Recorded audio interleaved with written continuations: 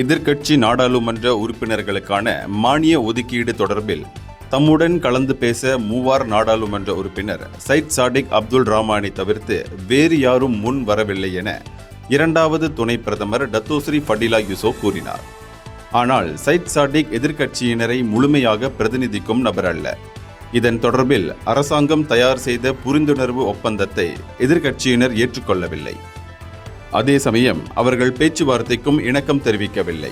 இதனால் பேச்சுவார்த்தை நடத்தப்படவில்லை.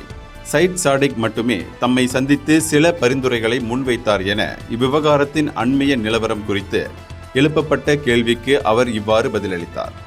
கடந்த ஆண்டு நவம்பர் மாதம் எதிர்க்கட்சியினருடன் பேச்சு நடத்த தயார் என துணை பிரதமர் குறிப்பிட்டிருந்தார்.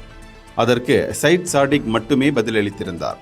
கடந்த செப்டம்பர் மாதம் அரசாங்கம் தயார்படுத்திய புரிந்துணர்வு ஒப்பந்தத்தை நிராகரிப்பதாக எதிர்க்கட்சிகள் தெரிவித்தன. இதற்கிடையில் துணை பிரதமருடன் 5 முறை கலந்து பேசியும் இதுவரையில் முறையான பதில் இல்லை என சைட் சாடிக் நாடாளுமன்ற மக்களவையில் பேசினார். நிதி ஒதுக்கீடு குறித்து சைட் சாடிக் வழங்கிய பரிந்துரைகள் ஆய்வு செய்யப்பட்டு வருகின்றன. அவர் நிறைய பரிந்துரைகளை வழங்கினார்.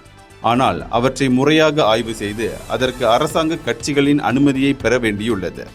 அவர் தனி நபராக செயல்படுகிறார், எதிர்க்கட்சிகளை பிரதிநிதிக்கவில்லை.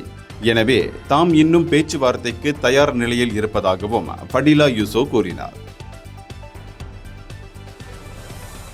இந்தியர்களின் இதய குரல் மக்களோசை.